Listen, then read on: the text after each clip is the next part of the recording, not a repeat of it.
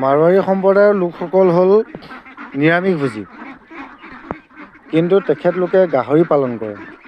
ৰাজস্থানত গাহৰি পালন কৰি অসমত ছাপ্লাই কৰে আৰু হাৰিয়ানাত গাহৰি পালন কৰি অসমলৈ ছাপ্লাই কৰে।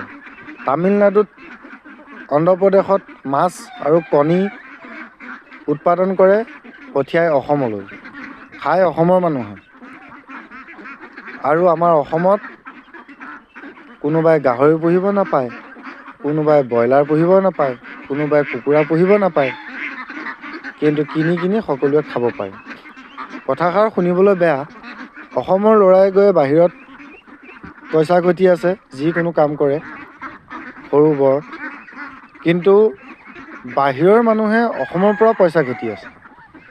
বিশেষকৈ মাছ মাংসৰ বজাৰখন এখন বহুত ডাঙৰ বজাৰ, য'ৰ পৰা বাহিৰা বণিজে প্ৰত্যেক দিনাই হাজাৰ কোটি টকা লৈ যায় অসমৰ পৰা।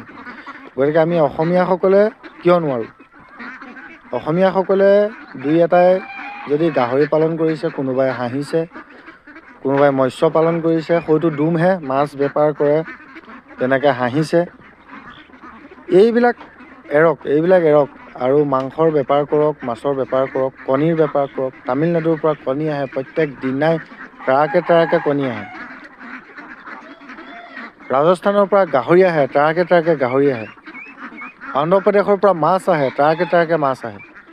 আৰু আমি অসমীয়াই খাওঁ, অসমীয়া বজাৰৰ পৰা কিনি খাওঁ, কিন্তু উৎপাদনৰ নামত আমাৰ জিৰ'। গতিকে উৎপাদন কৰিবলৈ শিকক আৰু এখন বজাৰ দখল কৰক।